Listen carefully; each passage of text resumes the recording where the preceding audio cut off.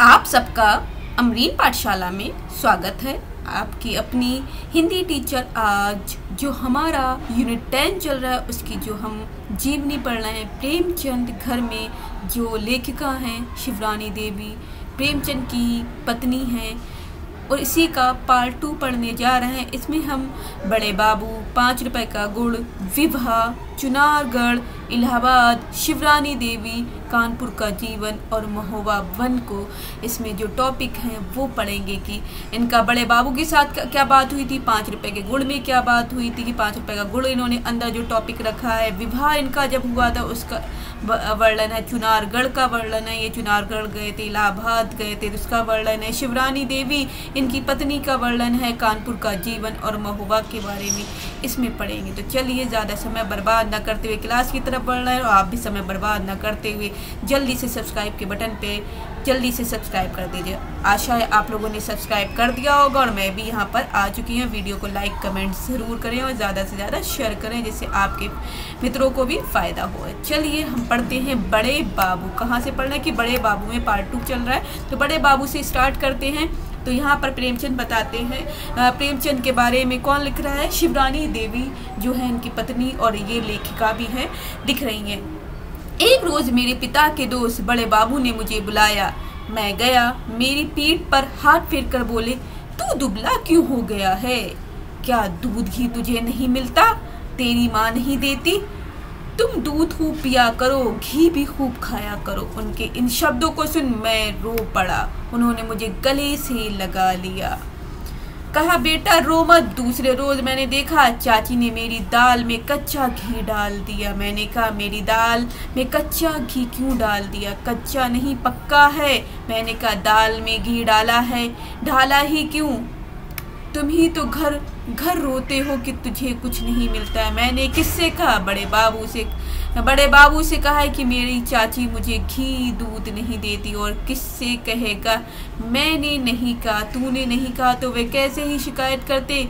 खुद खाता नहीं तू मुझे बदनाम करता है, खुद तो तू खाता नहीं है। ये सारी उसकी चाची जो उनकी सौतेली माँ है वो बोल रही है और मुझे बदनाम करता है फिर रहा है। मैंने कुछ नहीं कहा। ये बोलते जा रहा कि मैंने नहीं कहा है, मैं तो सिर्फ रोया था। झूठा मक्कार। ये चाची बोल रही है तू झूठा है, मक्कार है। मुझे रोना आ गया। मैं अब आपको खाना नहीं था तो रोने क्यों लगे? मैं बोलने लगा, जब आपको खाना नहीं था तो रोने क्यों लगे? वे बोलने लगी, अब तुम मुझे कैसे खिलाती हो? स्त्री में स्त्रीत्व ही नहीं बल्कि मातृत्व होना चाहिए। जब तक वह भाव न हो, जब तक किसी प्यार पालन कुछ भी संभव नहीं हो सकता। कि स्त्री में मातृत्व भाव नहीं होगा तो बच्चे को कैसे पता चलेगा? इसलिए स्त्रीत्व में ये वाले भाव अपने बच्चों के लिए होने चाहिए। मैं जब ये बात थी तो आखिर आप कैसे खाना चाहते थे? वे, मुझे घी शक्कर के साथ अच्छा लगता है, वैसे नहीं। दाल में मुझे पसंद नहीं है, इसलिए मैं अब पूछ रही है इनकी माँ जो पूछ रही है, क्या पूछ रही है सौतेली माँ कि तुम कैसे घी खाना चाहते थे? मैं शक्कर के साथ मुझे घी अच्छा लगता। मैं बोले, अब कैसे आप खाते हैं? इस तरह किसी गरज पड़ी थी कि मुझे खिलाता, इसी से मैं खाता भी न था। पहले दूध खिलाना बच्चों के लिए ज़रूरी न था, न किसी और के लिए था। यह आप कैसे कहते? मैं बोल रहा हूँ, यह आप कैसे कहते हैं कि बच्चों की ज़रूरत न थी? मेरे यहाँ तो सब दूध खाते थे। तुम जमींदार की लड़की हो। अब यहाँ पर मैं और वे करके जो बात हो रही है यहाँ पर आप देख लीजिए। मैं यहाँ पर शिवरानी देवी बोल रही हूँ। शिवरानी देवी झूठा मक्का जब बोलते तो मैं पूछ रही, शिवरानी देवी जो पूछ रही अब आपको खाना नहीं था तो रोने क्यों लगे थे माँ के सामने? तो वे बोलने लगे। वे का मतलब यहाँ प्रेमचंद जी बोल रहे हैं, अब तुम मुझे कैसे खिलाती हो? मतलब अब तुम मुझे कैसे खिलाती हो? स्त्री में स्त्रीत्व नहीं बल्कि मातृत्व भी होना चाहिए। माँ जैसा प्यार जभी अच्छा लगता है। तुम मुझे अच्छे से प्यार से खिलाती हो। अपनी पत्नी से कह रहे तभी मैं खा लेता हूँ, लेकिन उनमें वह भाव नहीं थे। अब मैं बोल रही हूँ यहाँ पर मैं का मतलब है यहाँ पर किससे लिया जा रहा है? यहाँ पर शिवरानी देवी। जब यह बात थी तो आखिर आप कैसे खाना चाहते थे? वे बोलने लगे, मुझे घी शक्कर के साथ अच्छा लगता है, वैसे नहीं। दाल में मुझे पसंद नहीं। अब कैसे आप खाते हैं? मैं कह रही हूँ शिवरानी देवी कि अब आप कैसे घी में दाल में घी डालकर खा लेते? इस तरह कैसे गर्ज पड़ी थी कि मुझे खिलाता कोई, इसी में खाता भी न था। पहले दूध खिलाना बच्चों के लिए ज़रूरी नहीं था, न किसी और के लिए था। मैं अब शिवरानी देवी बोल रही है यहाँ, या आप कैसे कहते कि बच्चों की ज़रूरत न थी? मेरे यहाँ तो दूध सब लोग खाते थे, सब दूध दही सब लोग खाते। शिवरानी देवी बोल रही तुम जमींदार की लड़की हो तो फिर रहिए साहब जैसे आप रहते थे। इस तरह से ये बोल देती हैं शिवरानी देवी और इनके बीच की बात हो रही है। अब यहाँ पर दूसरा टॉपिक आ रहा है 5 रुपए का गुड़। तो 5 रुपए के गुड़ का वाक्य जो उन्होंने प्रेमचंद ने शिवरानी देवी के साथ शेयर किया होगा वही उन्होंने लिख डाला है। 1 साल के बाद मुझे बनारस आना पड़ा। उम्र 15वीं 9वीं में पढ़ता था, 9वीं क्लास में पढ़ता था। पिताजी धनपत, मुझे कितना खर्चा लगेगा? मैंने बोला मतलब है प्रेमचंद बोला 5 रुपए दे दिया कीजिएगा। पिताजी ने समझा सस्ते बला टली और मैं बनारस जब आया तब मैंने समझा कि 2 रुपए तो फीस ही के लग जाएगी, बाकी सब बचे 3 रुपए। 1 रुपए का दूध ये सब मिलाकर पूरा खर्चा नहीं बैठता। मैंने सोचा प्राइवेट पढ़ूं। दिन भर शहर में रहता। सुबह चाची गुड़ अपने पास से दे देती थी। दिन भर बनारस में रहता और पढ़ता। घर से किसी तरह की इमदाद मिलने की आशा न थी क्योंकि गरीबी का घर था। एक कुप्पी के सामने रात को बैठकर टाट बिछाकर पढ़ता रहता था। मैं एक कुप्पी, एक रोशनी के सामने, एक चिराग के सामने बैठकर मैं पढ़ता रहता था। और जब इम्तिहान करीब आया तो इसी बीच पिताजी ने 5 रुपए का गुड़ खरीद कर रखने के लिए मेरे पास भेजा था क्योंकि मेरी शादी होने वाली थी। मैंने गुड़ तो खरीद लिया और हमने यानी मैंने, मेरे चचेरे भाई तथा गांव के कई मित्रों ने उस गुड़ को बारी बारी से खाना शुरू किया। रोज ही डोसे गुड़ निकलने लगा। जब मैंने देखा कि गुड़ का संदूक भी काफ़ी खाली हो चुका है तो मैंने सोचा अब इसे न छोड़ूंगा, मगर गुड़ खाने की ऐसी लत पड़ गई कि इस प्रतिज्ञा को निभा न पाता। रोज मैंने संदूक की चाबी को दरवाजे की दराज में डाल दिया। सोचा कि अब न खाऊंगा, न रहेगा बांस, न बजेगी बांसुरी। फिर भी जब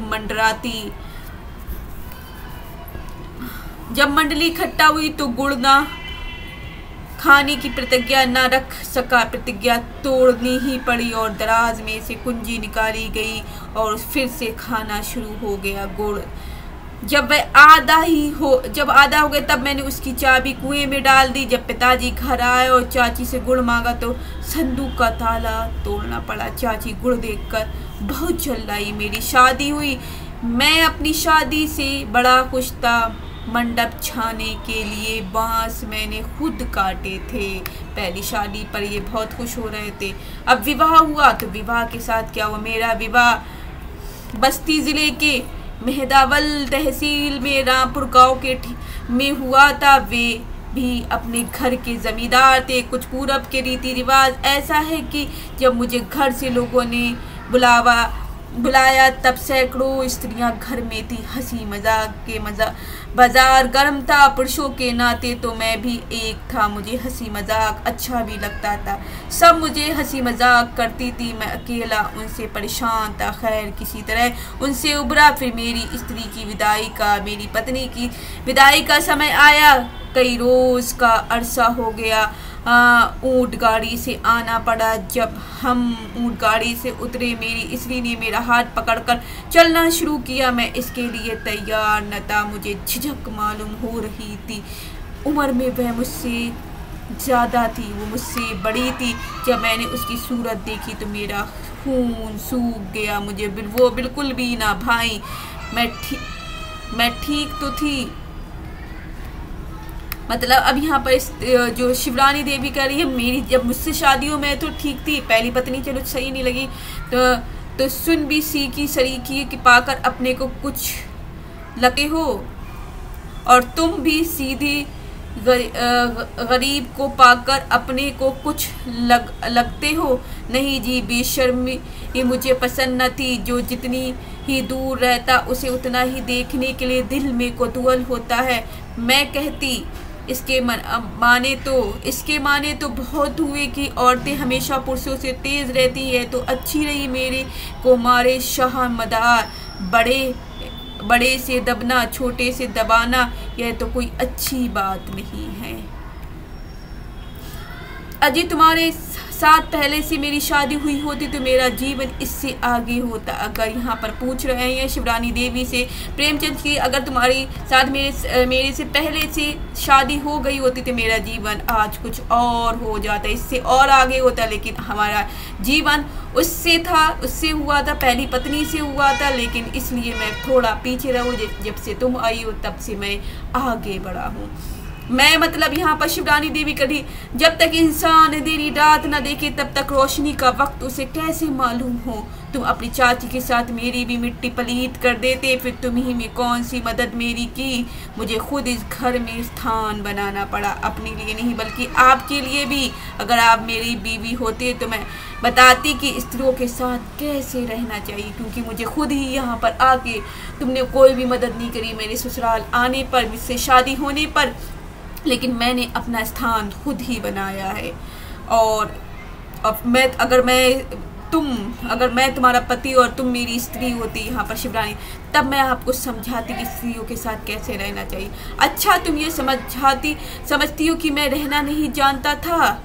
पुरुष का काम यह है कि उसे ब्याह कर लाए तो उसका मालिक बने। वे हंसकर बोले, अब तो मैं आपकी मालिक बना दिया है, अब तो मैंने आपको मालिक बना दिया है। यहाँ प्रेमचंद अपनी पत्नी से बोल रहे हैं, मुझे मालिक बना दिया, एक ही मिट्टी पलीत कर दी जिसकी कुरेदन मुझे हमेशा होती है, जिसे मैं बुरी समझती हूँ। ये हमारे ही यहाँ के और हमारे हाथों है। मैं स्वयं तकलीफ रहने को तैयार हूँ, परंतु इसी जाति की तकलीफ में नहीं देख सकती।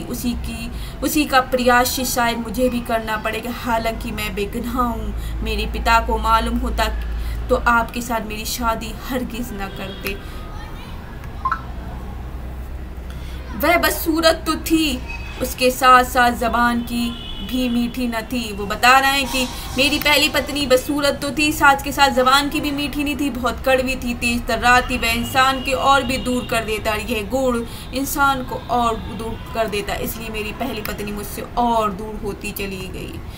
मैं यहाँ पर शिवरानी देवी कह रही है, यहाँ पर आप दावे के साथ कह सकती कि आपका अपना चरित्र अच्छा था। खामोश, जब आदमी खुद वैसा ना हो तो दूसरे से आशा करना व्यर्थ है, क्योंकि आप अगर चरित्र अपना अच्छा दिखाते, व्यवहार अच्छा दिखाते, शायद आपकी पत्नी भी पहली आपके साथ अच्छा व्यवहार करती।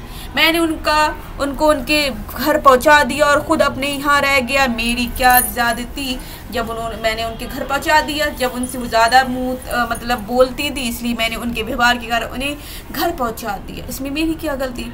मैं बोलती, शिवरानी देवी यहाँ बोल रही, आप पुरुष थे, आप मुझे बिहार लाए थे, तो वे तो घर में बैठी हैं, यह क्यों स्त्रियों के साथ अन्याय नहीं है।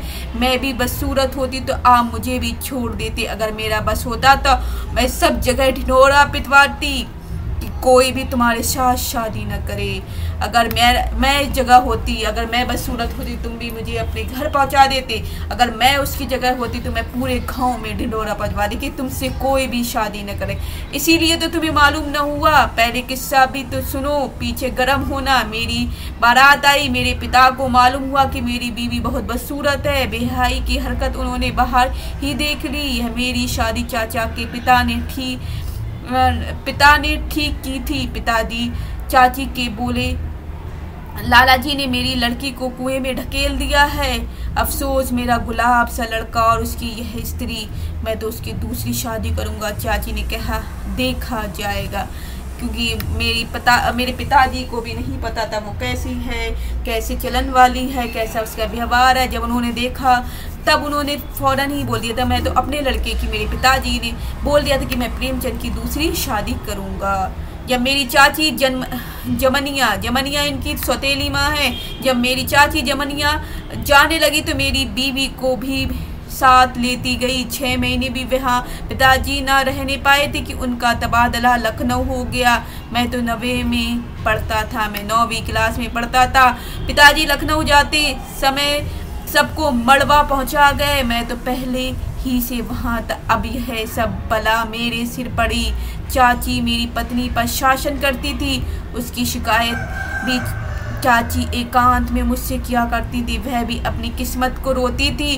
बीच में मेरी आफत थी, अगर बीच में चाची ना होती तो शायद मेरी उनकी ज़िंदगी एक साथ बीत भी जाती। अगर मेरे साथ चाची ना होती, मेरी सौतेली माँ नहीं होती, शायद मैं उनको निभाकर एक साथ अकेले में निभा भी लेता। लेकिन मेरे साथ चाची थी जो मेरे कान भरती रहती थी, इसलिए मैं उन्हें उनके घर छोड़ आया। मैं बोली, मतलब यहाँ पर बोल रहे हैं मैं का मतलब है, शिवरानी देवी बोली, इसका मतलब है कि आप बिल्कुल भोंदू थे, आप स्टूपिड बेवकूफ़ थे, भोंदू थे। कह तो दिया कि सचमुच भोंदू था, मैं किसी के ऊपर शासन न कर सकता था, तभी ना उसका जीवन मिट्टी में मिला दिया। खेद है, दुख की बात है, तभी तुमने अपनी पहली पत्नी का जीवन मिट्टी में मिला दिया। अपने पिता के मरने के बाद वह अपना जीवन खुद उन्होंने लिखा है। इसके साथ ही उसे भी मैं यहाँ देती हूँ, इसके साथ उसे भी मैं यहाँ देती हूँ। चुनारगढ़ का वर्णन यहाँ पर करते हैं कि चुनारगढ़ की बात का जो अपनी पत्नी को बताते हैं प्रेमचंद, उसमें क्या लिखा गया है। मैं जाड़े के दिनों में चुनारगढ़ से घर आया था और मेरे साथ विजय बहादुर भी थे, जो मेरी इन माता के भाई थे, मेरी सौतेली माता के भाई थे। इनके पिता जीवित तो थे, मगर उन्होंने अपने लड़के को भी मेरे सिर पर रख दिया और वहाँ 5 रुपए का ट्यूशन भी करता था। खाने वाने का इंतज़ाम विजय बहादुर ही करते थे। पैसे जो मिलते थे वह तो पहले ही खर्च हो जाते थे, फिर उधार पर चलता था। मेवा अगर 1 रुपये का आता तो 4-6 रोज़ ही में ख़त्म हो जाता, फिर उधार पर चलता। रोटियां उधार पर चलती थी। बोर्डिंग हाउस की बनिया था, उसी से लेता था। एक बार की बात, मैं घर आया, 4-5 दिन घर रहा। जिस रोज़ मुझे जाना था चाची से रुपए मांगे, बोली रुपए खर्च हो गए। गांव में किससे उधार लेता। गाड़ी के बहुत पहले मैं और विजय बहादुर चल दिए। मैंने अपना गरम कोट शहर में 2 रुपए में बेचा, जो कि 1 साल पहले मैंने बड़ी मुश्किल से बनवाया था। जाड़ों के दिन थे, गरम कोट था, सूटी पहनकर उसे बड़े जतन से रखा था। तब मैं चुनारगढ़ विजय बहादुर के साथ पहुंचा। इन्होंने ये सारी किस्से बताने कैसे किसके साथ कहाँ गए। फिर इलाहाबाद आ जाते हैं। इलाहाबाद कैसे जाते हैं। जब मैं इलाहाबाद गया तो मुझे 10 रुपए मिलते थे। 10 रुपए में मैं 7 रुपए घर बेचता था, 5 रुपए का ट्यूशन करके 8 रुपए में अपना गुजार करता था। सुबह उठकर हाथ मुंह धोकर रोटी पकाता, रोटियां सेक कर स्कूल जाता। उन्हीं दिनों मैंने कृपसा नामक एक छोटा सा उपन्यास, कृष्णा नामक छोटा सा उपन्यास लिखा और इंडियन प्रेस में छपवाया। 2 साल के दिन उधार खाने में बीते। सन 1904 में मैं पास हुआ। छुट्टियों के दिन थे, मैं घर आया था। उन्हीं दिनों मुझे और मेरी बीबी से झगड़ा हो गया और इसके साथ साथ चाची ने काफ़ी शिकायत भी की उनकी।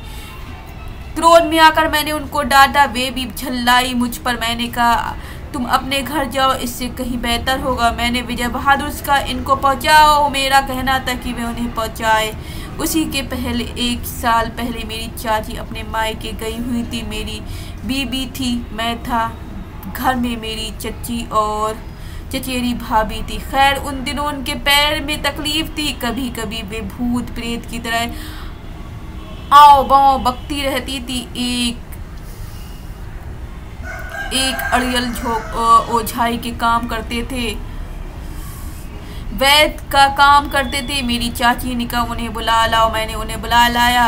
पंडित जी आए और ओझों की तरह कुछ उन्होंने अलाव बलाव किया। मैं भी दोपहर तक बैठा रहा, उन्हीं के साथ हवन करता रहा। पैर में मालिश करने का तेल बनाता, मैंने उन्हीं से तेल बनवाया। उन्होंने पैरों की मालिश करने के लिए साइन ठीक की। जब वे अच्छी हुई तो मुझसे बहन को बुलाने को कहा। मैंने यह भी किया। इस पर जब चाची घर आई तो रुपयों के हिसाब उन्होंने पूछा। मैंने बता दिया कि रुपए इस तरह खर्च हुए। हिमाओ दे दिया। उस समय चाची की निगाह में मैंने 2 बड़ी बुराइयां थी, तभी तो उनमें और भाभी में पड़ती न थी। मेरी बहन को भी इन्होंने काफ़ी तकलीफ दी थी। झगड़ा आए दिन हुआ करता था। बहन को मैंने बड़ा विदा कर दिया, वह अपने घर गई। हाँ, उनका यह ख्वाहिश रही कि मैं उन्हें हमेशा साथ रखूं, मगर मैं क्या करता, मेरी परिस्थिति अच्छी न थी। उसके बाद मैं कानपुर में 30 रुपये पर मास्टर होकर घर आया। दिसंबर में मेरे चचेरे भाई तथा विजय बहादुर को लेकर कानपुर आया। 10 रुपये का ट्यूशन भी कर लिया। वही सन 1905 में मेरी शादी हुई। अब शिवरानी देवी से 1905 में इनकी शादी हो जाती है। 1880 में इनका जन्म होता है और 1905 में इनकी शादी हो रही है।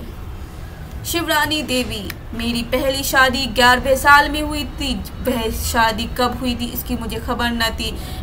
कब मैं विधवा हुई इसकी भी मुझे फिक्र नहीं थी। शिवरानी देवी बता रही हैं, विवाह के 3-4 महीने बाद मैं विधवा हुई, इसलिए मुझे विधवा कहना मेरे साथ अन्याय होगा, क्योंकि मैं 11 साल में ही हो गई थी विधवा, तो मुझे इसकी खबर ही नहीं हुई। क्योंकि जो बात मैं जानती ही नहीं थी वे मेरे साथ मरना ठीक नहीं। मेरे पिता का नाम मुंशी देवी प्रसाद था। जिला फतेहपुर, मौजा सलीमपुर, डाखाना कनवार में रहते वो। मेरे पिता मुझे इस हालत में देखकर खुश न थे। वे अपने को मिटाकर मुझे सुखी देखना चाहते थे। पहले तो उन्होंने पंडितों से सलाह दी, उसके बाद उन्होंने इश्तिहार निकलवाए। इश्तिहार आपने भी पढ़ा। उसके बाद कई जगह लड़के तय हुए, मगर मेरे पिता को लड़के पसंद न आए। उसी समय आपने उन्हें खत भेजा, मैं शादी करना चाहता हूँ, मैंने यहाँ तक पढ़ा है और मेरी इतनी आमदनी है। मेरे पिता ने लिखा, आप फतेहपुर आइए, मैं वहाँ मिलूँगा। बाबूजी फतेहपुर गए। आप मेरे पिता को पसंद आए। उन्होंने आपकी बरछौर किराए के रुपए दिए। मुझे यह भी नहीं मालूम कि मेरी शादी कहाँ हो रही है। मेरी शादी में आपकी चाची वगैरह किसी की राय न थी, मगर यह आपकी दिलेरी थी। आप समाज का बंधन तोड़ना चाहते थे, यहाँ तक कि आप अपने घर वालों को भी खबर न दी। मेरी शादी हुई। शादी में ही मैं घर आई और 14 रोज रही। मेरी तबीयत लगती न थी, क्योंकि मेरी माँ मर चुकी थी। एक मेरा भाई 5 बरस का था, उसको मैं उसी तरह स्नेह करती थी जैसी माँ अपने बच्चे को करती है। मेरे जब 14 साल पूरे हुए थे तभी माँ मर चुकी थी। मेरे भाई तब 3 वर्ष का था। उसी समय मुझे अपनी जिम्मेदारियों का ज्ञान हुआ। तब जिम्मेदारियों का मुझे ज्ञान हो जाता है। तब से मैं आज तक की अपनी जिम्मेदारी निभा रही हूँ। बाद में क्या होगा इसे भविष्य जाने, मैं नहीं जानती। फागुन में मेरी शादी हुई। चैत्र में आप सब डिप्टी इंस्पेक्टर हो गए। मैं महीने भर यहाँ रहती तो 10 महीने अपने घर। मुझे यहाँ अच्छा नहीं मालूम होता था, क्योंकि रोज़ाना झगड़ा होता रहता था। 1 महीने यहाँ रहती थी तो 10 महीने अपने घर रहती थी। अब इसी तरह से आगे आ जाता है कानपुर का जीवन कैसे रहते हैं। तो आपका मतलब यहाँ प्रेमचंद जी के बारे में बताया जा रहा है। यहाँ पर शिवरानी देवी लिख रही हैं कि आप सुबह 4 बजे उठती थी, हुक्का पीकर और वॉशरूम जाते थे, पखाना जाते, हाथ मुंह धोते और जो मिल जाता उसी का नाश्ता करते, चुस्ती के साथ बैठकर लिखते। कलम मजदूरों के फावड़े की तरह तेजी से चलती थी। उसके बाद पखाना जाना, फिर खाना खाना, दौरे पर भी साहित्य का काम उन्होंने नहीं छोड़ा। जब मुआयना करना होता तो उस काम को मुदर्रिसों के हाथ देते। वे कहते, क्या करूं मैं, जो मुआयना करता हूं वे मुदर्रिस लोग लड़कों के सामने पर्चा छोड़ आते हैं। इस वास्ते उस काम में को मैं उन्हीं पर छोड़ देता हूँ, कम से कम जिससे यह तकलीफ उन्हें उठानी पड़े। वे बेचारे खुश भी रहते। अच्छा मुआयना हो जाने पर उनकी तरक्कियाँ भी होती हैं। मैं बोली, तो आपको रखने की ज़रूरत गवर्नमेंट क्यों मेरे को क्या थी, तो जब आप कुछ कर ही नहीं रहे। अपना काम करना अच्छा काम है, मेरा काम करना अपना। क्या ये बड़े बड़े अफसर देवता ही हैं? कुछ हो अपना सब काम अपने को करना चाहिए। करता तो हूँ, कहाँ छोड़ देता हूँ। अगर मेरा काम से कुछ फ़ायदा हो तो क्या हानि। सब दुनिया की बातें इसी तरह चलती रहती हैं। आपको अपने अफसरों की सहानुभूति तो नहीं मिली। हाँ, भयतों के साथ आपने भाईचारा हमेशा किया, क्योंकि अफसरी करना आपको पसंद न था। उनका कहना था कि अफसर बनकर इंसान नहीं रह जाता। ईश्वर मुझे इससे हमेशा दूर रखे। वह जिस हालत में रहते हमेशा खुश रहते। उनकी दुनियावी चीज़ों के पीछे रंज न था। हाँ, माँ का प्रेम उनसे बहुत था। उन्हें आंखें हमेशा ढूंढा भी करती थी, जिसके अपनी माँ को प्यार न करते हुए वे देखते थे। उस पर उन्हें क्रोध आता था। जो लड़का अपनी माँ को प्यार न करता था उसे इतना हृदयहीन समझते कि वे क्या कहा जाए। एक दिन मैंने कहा, आपने अपनी बहन को 15 साल बाद क्यों बुलाया? यही प्यार की निशानी है। हाँ, माँ के लिए आप अलबत्ता रो लीजिए। आपको तो मैंने नहीं देखा है, माँ को तो नहीं देखा। तुमने इसका कारण नहीं समझा, तभी ऐसा कहती हूँ। इसका कारण यह है कि मेरी चाची के भाई से उनका झगड़ा होता था। उनके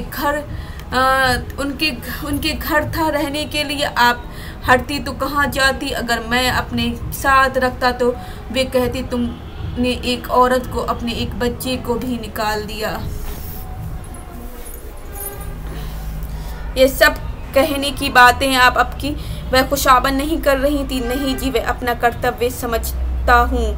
मैं अपना कर्तव्य समझता हूँ। मुझसे उनकी कोई 8 साल तक नहीं पटी, क्योंकि उनके घर में वमचक बहुत था। मैं वमचक की आदी न थी। वे चाहते थे कि मैं अपने लिए खुद स्थान तैयार करूँ। उनकी बीवी के नाते मैं घर की मालकिन बनकर बैठूँ, और मैं चाहती थी कि मैं क्या यह झंझट बर्दाश्त करूं। मैं भी दुनिया को देखना चाहती हूं, क्योंकि मैं अपनी सास से सुन चुकी थी कि वे कैसा बर्ताव मेरी सास से कर रही थी। फिर भी यह कुछ नहीं बोलते थे। मुमकिन है कि यह कल मेरे काम पर मुझसे भी नाराज़ हों। मुझे क्या गरज पड़ी थी कि मैं शासन करती? मैं भी अपने मायके में आनंद से रहती थी। एक दफ़े मेरे पिता को खत आया, उन्होंने मुझे बुलाया था। उसका जवाब आपने दिया कि मैं नहीं विदा करूँगा। यह इनकार करना मुझे पहले ही मालूम हो गया। मैं इस पर झल्लाई। आप कमरे में आए। मैं उठकर बाहर निकलना चाहती थी कि आप बोले, कहाँ जा रही हो? मैं बाहर जा रही हूँ। जाओगी कहाँ आखिरकार? अच्छा, मैं नहीं जाऊँगी, आप ही यहाँ से जाइए। अरे, मैं कहाँ चला जाऊँ? तुमको जाने का ठिकाना नहीं, तो मैं तो जा रही हूँ। नहीं, तुमको धूप में नहीं जाना है। मैंने जिद की। उस पर उन्होंने मुझे 2 चपत लगा और बाहर चले गए। फिर जब शाम को आए तो गुस्से में बैठी थी। तब बहुत आहिस्ते से बोले, इस तरह क्यों झल्लाई हो? गुस्से में क्यों हूँ? मैं झल्लाई क्यों हूँ? कैसे कहूँ कि तुम झल्लाई नहीं हो? ना किसी से बोलना, ना किसी से कुछ कहना सुनना। मेरे खामोश बैठने से, यहाँ शिवरानी देवी बता रही हैं, खामोश बैठने से किसी को क्या बिगड़ता है? सजा ही देने के कारण तो आपने मुझे अपने घर जाने को नहीं दिया। कैदी कैसे सुखी रह सकता है? जो कैदी है वो कैसे सुखी रह सकता है? ये तुम्हारी बड़ी भूल है। मैंने तुम्हें तकलीफ देने की नीयत से नहीं, बल्कि मैं जाने देना नहीं चाहता। तुमको तकलीफ देने से मुझे कुछ मिलेगा? मैं सच कहता हूँ कि तुम घर चली जाती है तो मुझे अच्छा नहीं मालूम होता। तो मैं बोली, शिवरानी देवी बोली, तो मुझे तो यहाँ अच्छा नहीं मालूम होता। मैं चाहता हूँ, या प्रेमचंद करे, मैं चाहता हूँ कि तुम अपने घर में आराम से रहो। यह घर तुम्हारा क्यों ना बने? मुझे क्या गरज पड़ी कि दूसरे घर में घरवाली बनूं? मुझे क्या? हाँ, शिवरानी देवी बोल रही हैं, सच कहते हैं तुम्हारा घर ही है। कैसे समझाऊं? थप्पड़ मार कर समझाइए। मैंने कहा, मैंने थप्पड़ नहीं मारे थे। क्या अभी और मारने की ख्वाहिश है? मैंने कहा। या शिवरानी देवी करें, क्या और मारने की ख्वाहिश है आपको? सच कहता हूँ, तुम्हें मैं क्या कहूँ? घर से निकाल देती हो, कहाँ जाऊँ? तुमको कैद करने की में मज़ा आता है। मैंने कहा, सच कहता हूँ, और कैद करने के लिए तो मैं नहीं तुम्हें कैद करने के लिए मैं नहीं रोक रखता। मैं चाहता हूँ कि तुम इस घर की मालकिन बनकर मुझ पर भी शासन करो। यहाँ सारे प्रेमचंद बोल रहे हैं कि तुम यहाँ पर मालकिन बन जाओ।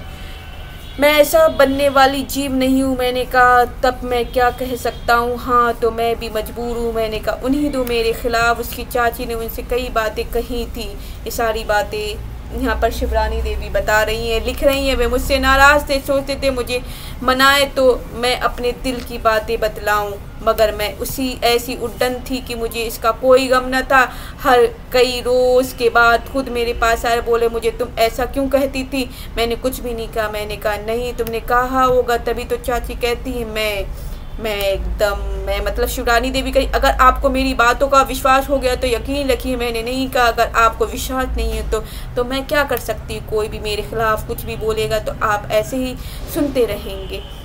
उनको विश्वास होगी कि मैंने नहीं कहा। बोले, देखो, यह चाची की बड़ी ख़राब आदत है। इसी तरह पहले भी ये कहा करती थी और यह इसी तरह बहुत बातें कहा करती हैं। गालिबन तुमसे भी मेरा खिलाफ कहती होंगी, तभी मैं देखता हूँ हमेशा तुम्हारे क्रोध का पारा चढ़ा रहता है। अगर मेरा पारा चढ़ जाए तो क्या क्या होगा, आखिर क्या? आपका पारा क्यों चढ़ गया? आप तो समझदार हैं, मैंने कहा। शिवरानी देवी सारी बात कह रही है। मैं तुमसे कहता हूँ पर्दा क्यों नहीं छोड़ती? कोई लौंडे की बीवी नहीं हूँ मैं। 10 साल तक काफ़ी पर्दा कर चुका। फिर मेरी माँ मामी भी नहीं, मेरी माँ भाभी भी नहीं है। 10 वर्ष के बाद चाची के लिहाज करने की कोई ज़रूरत नहीं है। मुझसे बेहाई नहीं थी, मैंने कहा, इसलिए मैं पर्दा नहीं छोड़ सकती। अगर तुमसे बेहाई नहीं होती तो रोज़ाना एक न एक पसाखे उड़ा करेंगे। आप भला तो जग भला। अब आप लौंडे नहीं तो इस तरह की बातें सुनते ही क्यों, और फिर सुनते हैं तो उस पर ध्यान क्यों देते हैं? अगर आप ध्यान देते तो मैं मजबूर हूँ। इंसान अपने को तो बना ही पाता है, दूसरे को वहाँ तक बनाएगा। मैंने कहा, तुम कुछ ना करो, मेरे मत्थे तो सब जाता है। आपकी पालू ही बला भी तो है। पहले ही आप ठीक रहते तो ऐसी हालत क्यों होती? मैंने क्या कहूँ, मेरी किस्मत ही ऐसी है। हाँ, सब जैसा करता है वैसा ही भुगता। मैंने कहा। शिवरानी देवी सारी बातें कर रही। मैंने कहा, मतलब शिवरानी देवी, सच कहता हो तुम बड़ी निठुर हो, तुमको भी मेरे ऊपर दया नहीं आती? अरे भाई, यह सारी बातें दया नहीं आती, प्रेमचंद बोल रहे हैं यहाँ पर। अरे भाई, दया आने की कोई बात नहीं, बात हो तो मैं सुनूं। मैंने कहा। शिवरानी देवी जो मैंने कहा शिवरानी देवी कह रही हैं, और उन्होंने कहा वो प्रेमचंद है। जो कहता हूँ सुनो, सुनना यही है कि तुम पर्दे को छोड़ो। ये प्रेमचंद बोला। यहाँ पर शिवरानी देवी अब बोलती हैं, तुम्हारी जो बात है वह अपने सिर पर लूँ तुम तो घर कैसे चलेगा मेरी समझ में नहीं आता। जैसा चल रहा है बहुत ठीक है, मैं इस बला को नहीं पालना चाहती। मैं आपको तो काफ़ी प्यार करती हूँ। मेरी बात छोड़िए, मैं भी जिस हालत में हूँ उस हालत में रह लूँगी। मैं भी मस्त जीव हूँ। मैंने कहा। हाँ, इसी में मस्त रहती हो कि आनंद से जाकर बैठती हो। जिसको तुम प्यार समझती हो वह प्यार नहीं है, अपनी माँ का प्रेम निस्वार्थ होता है। जब वही मुझे नसीब नहीं हुआ तो मैं अब उसके पीछे कहाँ तक पड़ूँ? ये शब्द कहकर उनकी आंखें सजल हो आईं, मतलब भीग गई, आंखों में आंसू आ जाते हैं। उस रोज़ से मुझे उन पर दया आने लगी। उसी दिन से मैं उनमें मिलना चाहने लगी। जब वे उठने लगे तो मुझसे बोले, सच मानो मैंने अपने को तुम्हें सौंप दिया है। ये सारी बातें प्रेमचंद जी बोलते शिवरानी से। तब से मैं वाकई उन पर शासन करने लगी। तभी से मैं उनके घर को अपना घर भी समझने लगी। तो उसके बाद से मैंने उस घर को अपना घर समझ लिया। अब महोबा के दिन को समझते हैं। इसके बाद आप महोबा आए। मेरे पिता ने मुझे पहले ही बुलाया था। अब मुझे भी बुलाया, उन्हें भी। उसके वे मान भी गए। जिस रोज़ मेरे जाने का समय हुआ और तांगा दरवाजे पर आए तो उनकी चाची झल्ला कर बोली, खबरदार, अगर उनको भेजा अपने तो जा रहे हो महोबा, उन्हें भेज दे रहे हैं अपने घर। उनको जाने क्यों नहीं देती? उनके घर पहुंचाओगे तो ठीक ना होगा। तांगा वापस करो। मैं बोली। शिवरानी देवी बोली, मैं रहूंगी ही नहीं। हाँ, तो मैं क्या करूं, बोलो। मैं बोली। शिवरानी, मैं यह नहीं सुनना चाहती। आप मेरे सामने हंसते हुए बोले, आपको मना लेना ठीक है। तुम्हें नहीं, तुम 1 हफ्ता यहाँ रहो, बाद में तुम्हें महोबा ले चलूँगा। तुमको अगर पहुँचा आए तो बढ़िया, मुझे जिंदा न छोड़ेगी। खैर मैं राज़ी हो गई। वे चले गए। वहाँ जाकर चार्ज लिया। वहाँ से 11वें दिन आप आए। जब वहाँ चलने के लिए तैयार हुए तो चाची बोली, मैं नहीं जाऊँगी, क्योंकि उनके दोनों भाई कानपुर में हैं, हमारे साथ थे, और बड़े भाई वहाँ महावर पर नौकर भी 25 रुपये महावर पर नौकर भी हो गए थे। उन्हीं के पास वह रहना चाहती थी। अपने भाई के साथ चाची रहना चाहती। वे बोले, चाहे तुम आओ या ना आओ, मैं इन्हें लेकर जाऊंगा। चाची, हाँ तुम उनको ले जाओ। चाची बोलती, तुम शिवरानी देवी को ले जाओ। इसके बाद बड़े भाई ने कहा कि तुम उनके साथ जाओ, नहीं जाओगी तो हमेशा पछताओगी। नवाब पहले के नहीं है कि पीछे पड़े रहेंगे, कि पहले के जैसे नहीं है कि पीछे पड़े रहें। अगर बोल रहे हैं तुम चली जाओ। चाची भी राजी हो गई। वह भी महोबा गई। 3 महीने के बाद फिर उनकी चाची अपने लड़के के साथ कानपुर लौट आई। महोबा का जीवन था सुबह उठना, कुछ खा पी कर साहित्य की सेवा करना। हाँ, वहाँ मैंने उनके साहब को प्यार करते पाया। मातहतों को वे मित्र बनाना चाहते थे। मातहतों को जो बड़ा होता था उसकी इज्जत बुजुर्ग की तरह करते थे। वे मेरी 2 लड़कियां पैदा हुई, वहाँ पर मेरी 2 लड़कियां पैदा हुई। कमला वहीं पैदा हुई थी। मैं अकेली महोबे में 10 महीने रही। उस दिन वे दौरा करने जाते तो 1.5-2 महीने में आते। उन दिनों जब वे दौरे पे जाया करते थे तो 1-2 महीने में आया करते थे। उनकी इच्छा होती थी कि मैं भी दौरे पे चलूँ। मैं अकेली महोबे में रहती थी पर उन्हें पसंद न था, मगर यह दौरे का जीवन मुझे बिल्कुल पसंद न था, इसलिए मैं महोबे में ही रहती थी।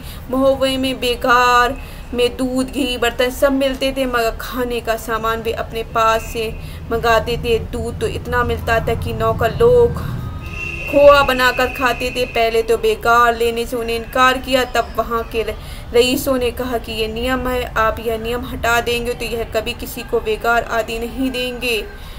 तब इस तरह उन्होंने कहा कि मैं तो नहीं खाऊंगा, मेरे नौकर खाएंगे। उन लोगों ने कहा आप ना खाएं, आपके नौकर ही सही।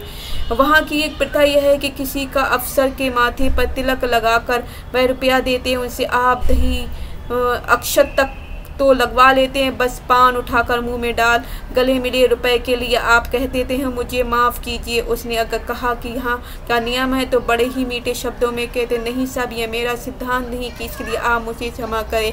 चपरासी वगैरह को जो मिलता था उसे वे मना नहीं करते थे। दौरे पर वे घोड़े पर जाते थे। जाड़े के दिन में खुद आप कंबल ओढ़ते थे, घोड़े को दुशाला उड़ाते। मैं तो उन्हें देखती थी कि वे परिमात्र के प्रेम में हमेशा लगे रहते हैं। सीधा तो मैंने उन्हें एक ही पाया, क्योंकि मैं ज़रूर से ज़्यादा गुस्सेबाज थी, मगर नहीं, मेरा भी गुस्सा वे काफूर सा उड़ा दिया करते थे। घर में वे हवा की तरह नहीं रहते थे। शाम के वक्त वे हमेशा गपशप में देते थे, बगैर काम के वे कहीं नहीं जाते थे। एक दफ़े का किस्सा है कि कार्तिक का महीना था, तभी बैलगाड़ी रखनी थी, पास में रुपए न थे। मुझसे बोले बैलगाड़ी लेना है, मगर रुपए नहीं है। बैलगाड़ी ले लेता तो कम से कम 20 रुपए उसका भत्ता मिलता। मुझे भी खबर नहीं थी कि मेरे संदूक में रुपए हैं, क्योंकि जो रुपए आते थे उन्हें मैं संदूक के खाने में डाल देती, फिर उसे देखने की मुझे फिक्र नहीं होती थी। इत्तेफाक से उसी समय उन्होंने मुझसे रुपए मांगे। नौकर को देना था। जब मैंने संदूक खोल कर देखा उसमें मुझसे ज़्यादा रुपए दिखलाई पड़े। मैंने हाथ डालकर खाने में से सब रुपए निकाले। नोट और रुपए मिलाकर 150 रुपए थे। मैं खूब खुश होकर आई और बोली मैं आपको 150 रुपये दे सकती हूँ। तब आप हंसकर बोले वहाँ तुम्हारे संदूक में 150 रुपये पड़े हैं, तुम्हें खबर भी न थी। मैं बोली क्या, मैं गरीब की बहुरी की तरह उसे हमेशा देखा करती हूँ। पड़े रहेंगे तो संदूक में रहेंगे, खर्च होने पर कैसे पाएंगे। तब आप बोले चलो बेड़ा पार हुआ, इसमें गाड़ी और बैल सब आ जाएंगे। दिन भर में दूसरे रोज़ गाड़ी और बैल दोनों आ गए। दिन भर में दूसरे रोज़ गाड़ी और बैल दोनों आ जाते हैं। मुझसे बोले एक बात तुम मेरी मान जाओ, कल चलो चरखारी में मेला है, देखा है। मैंने कहा चलिए। हम सब मिलकर 10 आदमी चले। हम सब बैलगाड़ी में गए, खुद घोड़े से गए। वहाँ जाकर खेमा लगवाया। राजा साहब के आदमियों को मालूम हुआ कि डिप्टी साहब आए हुए। रसद उनके यहाँ से आई। खैर शाम को खाना बना। चपरासी महाराज था, उसने खाना बनाया। सब लोगों के खा चुकने पर मेला देखने की ठहरी। मैं और मेरी सखी को जनाने भाग में गए, आप लोग मर्दाने में गए। सर्कस वहाँ बहुत अच्छा होता था, मगर मैं 2-2.5 घंटे में ही घबरा गई। मैं अपनी सखी को लेकर डेरे पर चली आई। आप लौटे कोई 1:30 बजे। मैं मेरी सखी खेमे में अंदर थी। आप सब लोग बाहर आकर मुझसे बोले क्या तुमने कुछ देखा नहीं, पहले ही चली आई। हाँ मैं चले आई, मेरी तबीयत नहीं लगी। गुनाह बेलअज इतनी दूर आई और तमाशा भी नहीं देखा। दूसरे रोज़ हम लोग घर चले आए। फिर मैं 7 साल वहीं रही। बहुत बार मेला देखने की बात आई, मगर मैं जाने की राजी न हुई। वे खुद गए। कभी कभी घूमने की मेरी इच्छा होती तो मैं कहती कि जंगल में चलना चाहिए, आप शहर से तैयार हो जाते। हम दोनों जंगल की शुरुआत ही में गाड़ी छोड़कर भीतर चले जाते। दिन भर वहीं झाड़ियों में पानी पीते, फल खाते, समय व्यतीत करते, पहाड़ों पर चढ़कर पहाड़ की भी सैर करते, शाम तक महोबा वापस आते। जिनको मैं प्यार करती उनसे वे ज़रूर प्यार करते। महोबा में जिस मोहल्ले में मैं थी वह कायस्तों का मोहल्ला था। वे लोग भी तीज त्योहारों को आते थे। आप भी सबके साथ भाईचारे के साथ व्यवहार करते। मैं खुद कभी किसी के घर नहीं गई, मगर उनकी स्त्रियां हमेशा हमारे यहाँ आती रहती थी। महोबे में स्त्रियां अपने बारात के विदा होने के बाद रात को हर एक के घर में बजाती गाती जाती हैं और एक हाथ में आरती की थाल लिए रहती हैं, दूसरे हाथ में बेलन लिए रहती हैं। जो पुरुष घर में रहता है बारात में नहीं जाता उसी से मारती। एक बार मेरी यहाँ भी आई, दरवाजे पर आप सोए थे, चपरासी आदि को उन्होंने पीटा भी, मगर न मालूम क्यों आपके साथ उन लोगों ने दया की। आप डर के मारे पहले ही कमरे में भाग आए थे। महोबा 2 के बारे में बताया। जब मैं महोबे में थी तब उनकी चाची और उनके लड़के कानपुर अपने मामू के पास पढ़ने चले आए। मैं अकेली महोबे में रही। आप भी साथ। आप मुझसे बराबर अनुरोध करते कि तुम भी साथ साथ दौरे पर रहो। मुझे हमेशा तुम्हारी चिंता लगी रहती और तुम्हें तकलीफ भी तो होती थी। मैं कैसे रहूँगी, इसमें हर्ज क्या। मैं मुआयना करने जब जाऊँ तब भी मुझे मेरे साथ रहा करो। वे मेरी रावटी लागीर हटी है, तुम उसी में बैठकर आराम से पढ़ते ही रहना। महाराज खाना पकाने के लिए साथ रहता ही है। कौन, मैं ही दिन भर मुआयना करता रहता हूँ। ज़्यादा से ज़्यादा घंटे भर। शाम को हम लोग पहाड़ घूमने निकल जाएंगे। मैं बोलती, शिवरानी देवी यहाँ बोलती हैं, कौन हिंदुस्तानी अपनी बीवी को लेकर दौरे पर घूमता, एक तमाशा सा हो जाएगा। मुझे तो तमाशा सा कुछ नहीं मालूम होता। मैं चाहता हूँ, पर प्रेमचंद बोलते हैं, तुम अपने दिमाग से पुरानी बातों को निकाल दो, परंतु तुम पीछे पड़ गई हो। मैं मतलब शिवरानी देवी कहती, मुझे तो मजाक सा मालूम होता है कि तुम दौरे पे चलो और मैं भी साथ में चलूँ।